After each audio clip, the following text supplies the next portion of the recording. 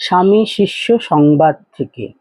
শিষ্য আজ বৈকালে কলিকাতার গঙ্গাতীরে বেড়াইতে বেড়াইতে দেখিতে পাইল, কিছু দূরে একজন সন্ন্যাসী আহিরিটোলার ঘাটের দিকে অগ্রসর হইতেছেন। তিনি নিকটস্থ হইলে শিষ্য দেখিল, সাধু আর কেহ নন, তাহারই গুরু স্বামী শ্রী বিবেকানন্দ। স্বামীজির বাম হস্তে শালপাতার ঠোঙায় চানাচুর ভাজা। বালকের মতো উহা খাইতে খাইতে তিনি আনন্দে পথ অগ্রসর হইতেছেন। ভুবন বিখ্যাত স্বামীজিকে ঐরূপ পথে চানাচুর ভাজা খাইতে খাইতে আগমন করিতে দেখিয়া শিষ্য অবাক হইয়া তাহার নিরভিমানিতার কথা ভাবিতে লাগিল। পরে তিনি সম্মুখস্থ হইলে শিষ্য তাহার চরণে প্রণত হইয়া তাহার হঠাৎ কলিকাতা আগমনের কারণ জিজ্ঞাসা করিল। স্বামীজি বলছেন, একটা দরকারে এসেছিলুম, চল তুই মঠে যাবি? চারটি চানাচুর ভাজা খানা, বেশ নুন ঝাল আছে। শিষ্য হাসিতে হাসিতে প্রসাদ গ্রহণ করিল এবং মঠে যাইতে স্বীকৃত হইল। স্বামীজি বলছেন, তবে একখানা নৌকা দেখ। শিষ্য দৌড়াইয়া নৌকা ভাড়া করিতে ছুটিল। ভাড়া লইয়া মাঝিদের সহিত দর দস্তুর চলিতেছে। এমন সময় স্বামীজিও তথায় আসিয়া পড়িলেন। মাঝি মঠে পৌঁছাইয়া দিতে 8 আনা চাহিল। শিষ্য 2 আনা বলিল। ওদের সঙ্গে আবার কি দরদস্তুর করছিস? বলিয়া স্বামীজি শিষ্যকে নিরস্ত করিলেন এবং মাঝিকে যা 8 আনাই দিব বলিয়া নৌকায় উঠিলেন। ভাটার প্রবল টানে নৌকা অতি ধীরে অগ্রসর হইতে লাগিল এবং মঠে পৌঁছিতে 1.5 ঘণ্টা লাগিল। নৌকা মধ্যে স্বামীজিকে একাকী পাইয়া শিষ্য তাহাকে নিঃসংকোচে সকল বিষয় জিজ্ঞাসা করিবার সুযোগ লাভ করিল। এই বৎসরের 20 আষাঢ়ের স্বামীজি রূপ সংবরণ করেন। ঠাকুরের বিগত জন্মোৎসবে শিষ্য তাহার ভক্তদিগের মহিমা কীর্তন করিয়া যে স্তব ছাপাইয়াছিল, তৎসম্বন্ধে প্রসঙ্গ উঠিয়া স্বামীজি তাহাকে জিজ্ঞাসা করিলেন, তুই তোর রচিত স্তবে যাদের যাদের নাম করেছিস, কি করে জানলি তারা সকলেই ঠাকুরের সাঙ্গপাঙ্গ?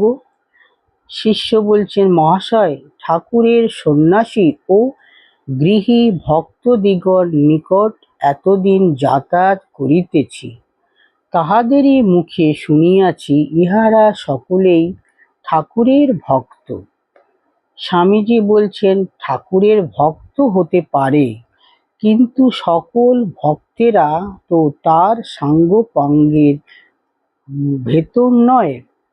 ঠাকুর কাশীপুরের বাগানে আমাদের বলেছিলেন, মা দেখাইয়া দিলেন, এরা সকলেই এখানকার আমার অন্তরঙ্গ লোক নয়। স্ত্রী ও পুরুষ উভয় ভক্তদের সম্বন্ধে ঠাকুর সেদিন ঐরূপ বলিয়াছিলেন।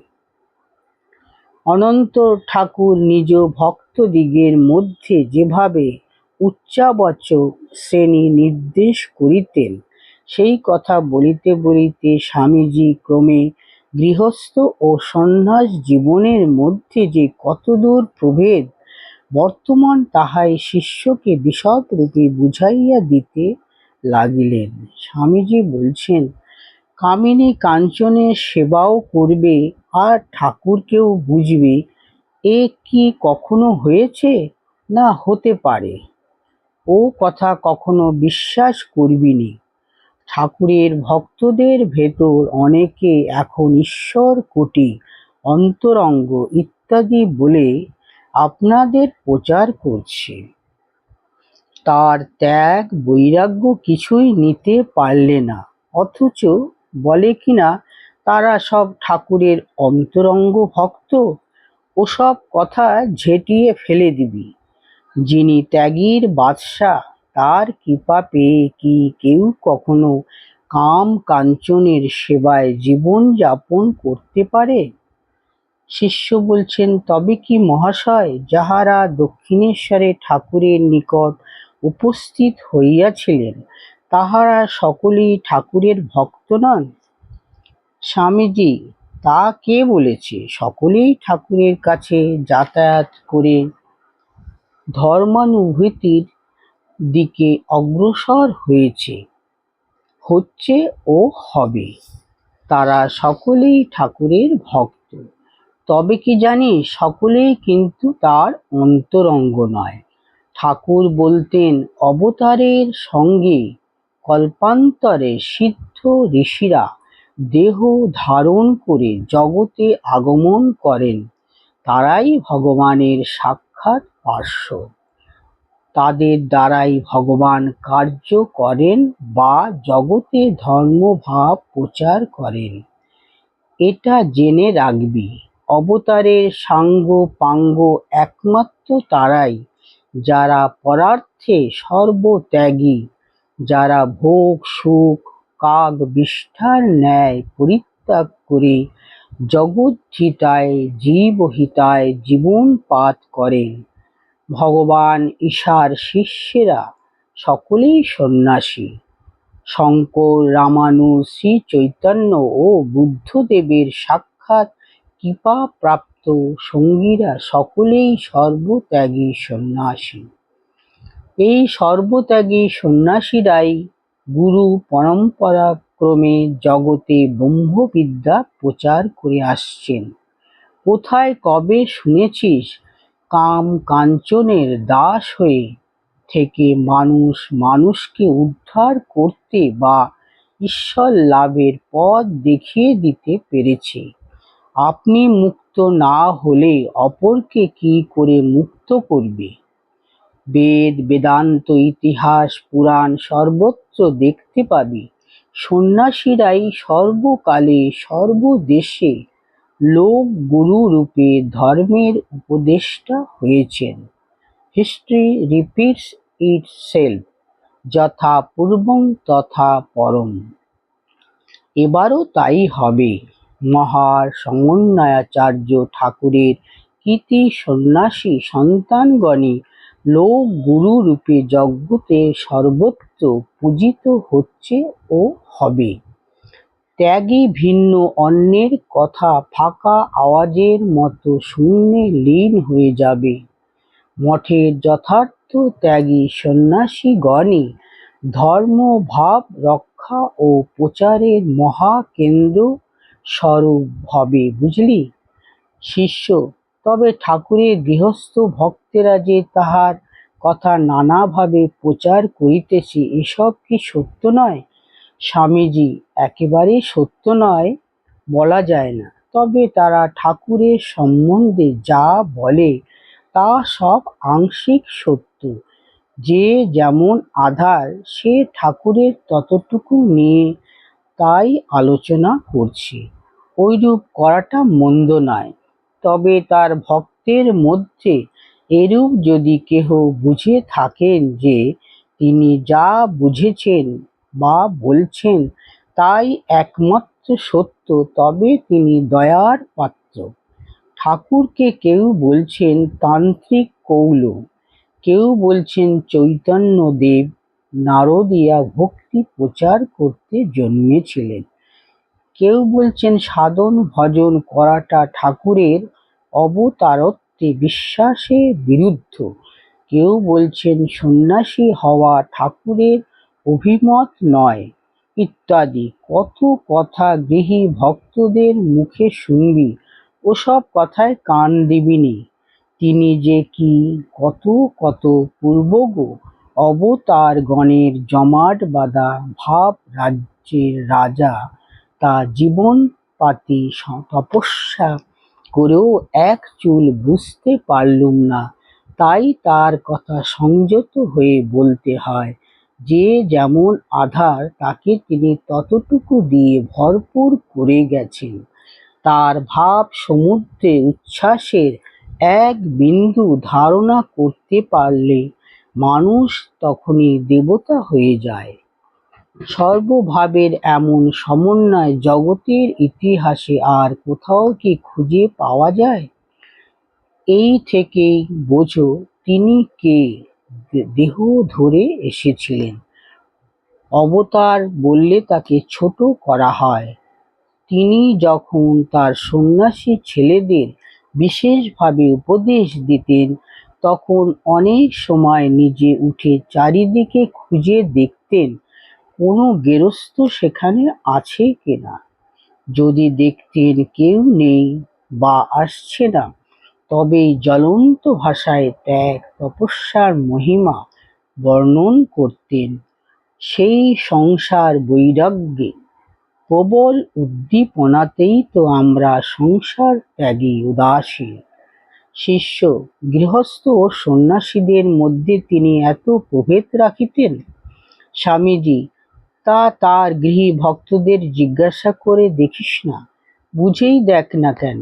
তার যেসব সন্তান ঈশ্বর লাভের জন্য ঐহিক জীবনের সমস্ত ভোগ ত্যাগ করে পাহাড় পর্বতে তীর্থে আশ্রমে তপস্যায় দেহপাত করছে, তারা বড় না যারা তার সেবা বন্দনা স্মরণ মনন করছে অথচ সংসারের মায়া মোহ কাটিয়ে উঠতে পারছে না, তারা বড়? যারা আত্মজ্ঞানে জীব সেবায় জীবনপাত করতে অগ্রসর, যারা আকুমল ঊর্ধ্বরেতা, যারা ত্যাগ বৈরাগ্যের মূর্তিমান চলৎ বিগ্রহ, তারা বড় না যারা মাছির মতো একবার ফুলে বসে পরক্ষণে বিষ্ঠায় বসছে, তারা বড়? এদের নিজেই বুঝে দেখ।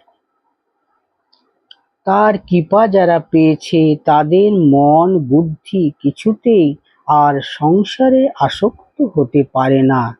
কৃপার পরীক্ষা কিন্তু হচ্ছে কাম কাঞ্চনে অনাসক্তি। সেটা যদি কারো না হয়ে থাকে, তবে যে ঠাকুরের কৃপা কখনোই ঠিক ঠিক লাভ করেনি। শিষ্য, আপনি ঠাকুরের সম্বন্ধে আরো কিছু বলুন। ঠাকুরের প্রসঙ্গ আপনার মুখে শুনিতে বড় ভালো লাগে। স্বামীজি বলছেন, এই তো কত কি দিনরাত শুনছিস, তার উপমা তিনি, তার কি তুলনা আছে রে? শিষ্য, মহাশয়, আমরা তো তাহাকে দেখিতে পাই নাই, আমাদের উপায়? স্বামীজি, তার সাক্ষাৎ কৃপাপ্রাপ্ত এই সব সাধুদের সঙ্গ লাভ তো করছিস, তবে আর তাকে দেখলিনি কি করে বল? তিনি তার ত্যাগী সন্তানদের মধ্যে বিরাজ করছেন। তাদের সেবা বন্দনা করলে কালে তিনি প্রকাশিত হবেন, কালে সব দেখতে পাবে। শিষ্য বলছেন, আচ্ছা মহাশয়, আপনি ঠাকুরের কৃপাপ্রাপ্ত অন্য সকলের কথাই বলেন, আপনার নিজের সম্বন্ধে ঠাকুর যাহা বলিতেন সে কথা তো কোনোদিন কিছু বলেন না। স্বামীজি বলছেন, আমার কথা আর কি বলবো, দেখছিস তো আমি তার দৈত্য দানার ভেতরকার একটা কেউ হব। তার সামনেই কখনো কখনো তাকে গালমন্দ করতুম, তিনি শুনে হাসতেন। বলিতে বলিতে স্বামীজির মুখমণ্ডল স্থির গম্ভীর হইল। গঙ্গার দিকে শূন্য মনে চাহিয়া কিছুক্ষণ স্থিরভাবে বসিয়া রহিলেন। দেখিতে দেখিতে সন্ধ্যা হইল, নৌকাও ক্রমে মঠে পৌঁছিল। স্বামীজি তখন আপন মনে গান ধরিয়াছেন, কেবল আশায় আশা ভবে আশা, আশা মাত্র সার হলো, এখন সন্ধ্যা বেলায় ঘরের ছেলে ঘরে নিয়ে চলো ইত্যাদি গান শুনিয়া শিষ্য স্তম্ভিত হইয়া স্বামীজির মুখপানে তাকাইয়া রহিলেন। জয় ঠাকুর, জয় স্বামীজির জয়।